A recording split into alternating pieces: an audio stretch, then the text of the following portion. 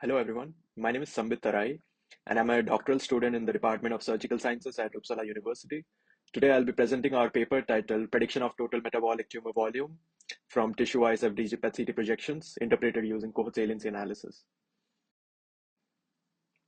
In this presentation, we are focusing on predicting surrogate clinical parameters such as total metabolic tumor volume, which is known to be associated with clinical outcomes such as overall survival in cancer patients. Early prediction of these outcomes is crucial for personalized treatment planning and improving patient care. Clinical outcome prediction is facilitated by utilizing diverse data sources such as medical imaging and other clinical parameters.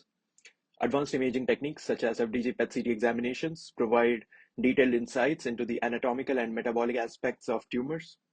The image displayed in the left is a whole body FDG PET CT scan of a patient diagnosed with lymphoma with the tumor regions highlighted in blue. By integrating these diverse data sources into our deep learning framework, our objective is to improve our prediction accuracy, ultimately contributing to better clinical decision making and improved patient outcomes. Total metabolic tumor volume, also known as TMTV, is an important clinical parameter of interest, previously shown to be associated with clinical outcomes. Traditionally, TMTV is derived through manual annotation of tumors with the help of a human expert such as a radiologist or nuclear medicine physician. With the advancement of deep learning, state-of-the-art tumor segmentation approaches such as well-known unit-based method can also be used to automate the calculation of TMTV. Although TMTV can be derived through tumor segmentation, its automated assessment using a DenseNet one-to-one model could demonstrate the potential of the deep regression framework in estimating TMTV from FDG PET CT without the need to segment it. Since TMTV is shown to be associated with clinical outcomes such as overall survival, by demonstrating the ability of our method to predict TMTV, we argue that it also has the potential to directly predict clinical outcomes such as overall survival. As TMTV is readily derivable from the images using segmentation, serving as ground truth TMTV, TMTV is a suitable variable for our proof of concept study. Clinical outcomes are in general not as intuitive and straightforward to derive from images and might not be estimable from pure image segmentation.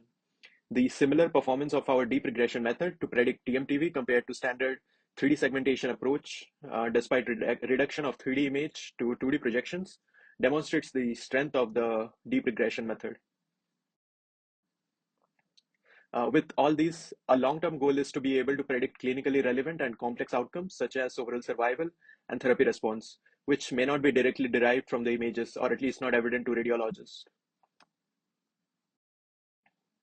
Therefore, the main objectives of this work is to develop and evaluate a tissue-wise PET CT projection-based approach for predicting surrogate features such as TMTV, which is a crucial clinical parameter indicative of overall survival.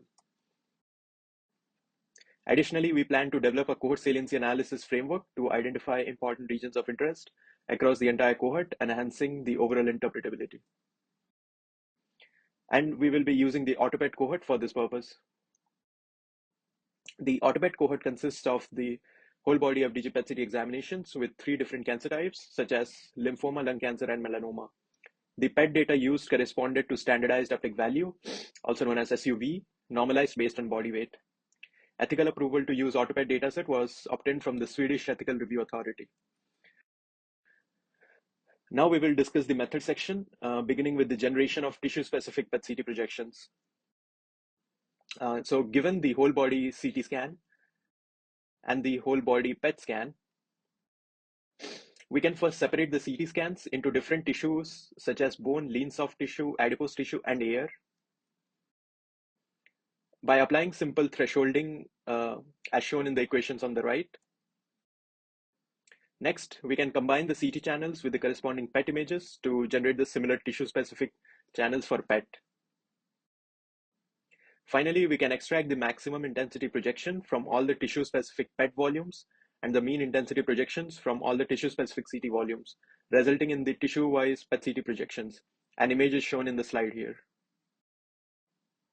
Next, we give this 10-channel tissue-specific PET CT projections as input to a DenseNet one-to-one model, which is a convolutional neural network used for deep regression training in order to estimate the total tumor burden present in it. After the training is complete, we can then generate the saliency maps using the well-known GradCam method for all the 501 patients. GradCam stands for Gradient Weighted Class Activation Mapping. The saliency maps corresponds to the most important regions that influence the neural network's prediction. In this case, these regions are most likely to correspond to tumor locations. Analyzing individual saliency maps generated for different individuals in large cohorts could be challenging due to the large number of images and time-intensive nature of the task. Sometimes they could be challenging to interpret due to the presence of noise and uncertainty during optimization. However, our previously developed whole body image registration framework enabled us to perform cohort saliency analysis. We achieved this by transforming each saliency map into a common space and then aggregating all the images in the registered space. By averaging saliency maps across a cohort, it highlights common regions of importance, making it easier to interpret the neural network's predictions. It also helps identify key anatomical or pathological regions that are consistently important across different patients, providing insights into disease patterns. Aggregating saliency maps can also reveal robust features that are less likely to be artifacts, enhancing the overall the generalizability of the model.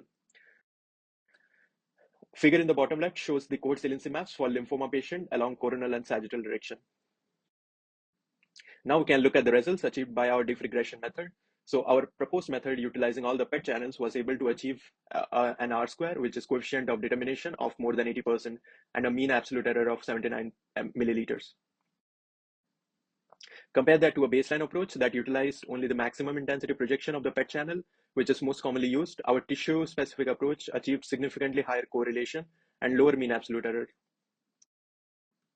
We also compared the results of our proposed method to those obtained using segmentation networks, especially 3D unit and NN unit. The performance of our method was found to be comparable to these state-of-the-art segmentation networks. This shows the strength of the 2D deep regression model to predict TMTV from 2D projections only, compared to the segmentation networks, which used comprehensive 3D data. We also performed ablation experiments to quantify the significance of each channel. We found that PET lean channel holds the most significance after PET original, followed by PET adipose, and then bone, and finally the air channel. Now we can look at the results from cohort saliency analysis in detail for males and females for different cancer types. So here we have the template image for the males and females and 3 cancer types. First, we can generate the aggregated ground truth segmentation masks for lymphoma cancer type for females along coronal and sagittal direction. Then we can generate the corresponding cohort saliency maps. Upon comparing both of them, we observe that the cohort saliency maps closely resemble the ground truth masks. Similarly, we can look at the cohort saliency maps and the corresponding aggregated ground truth segmentation masks for lymphoma. We can do a similar comparison for males and females in lung cancer, as well as melanoma. And when comparing the cohort saliency maps to the aggregated tumor segmentation masks, we observe that the cohort saliency maps closely resemble the aggregated tumor segmentation masks in all cancer types. This demonstrates the potential of the deep regression framework to successfully capture critical features from the images that are important for TMTU prediction without explicitly specifying them. Finally, in conclusion, we introduced an automated framework incorporating tissue-wise multi-channel FDG PET CT projections as input to a DenseNet 1-to-1 model for TMTV prediction. Compared to a baseline model, the inclusion of tissue-wise channels improved the TMTV prediction, indicating the benefits of using complementary tissue-wise PET information. Our study also introduced a cohort saliency analysis approach for prediction interpretability, visualizing important image regions for prediction. Finally, we conducted a proof of concept study for TMTB prediction using a deep regression framework with its future potential to predict clinical outcomes.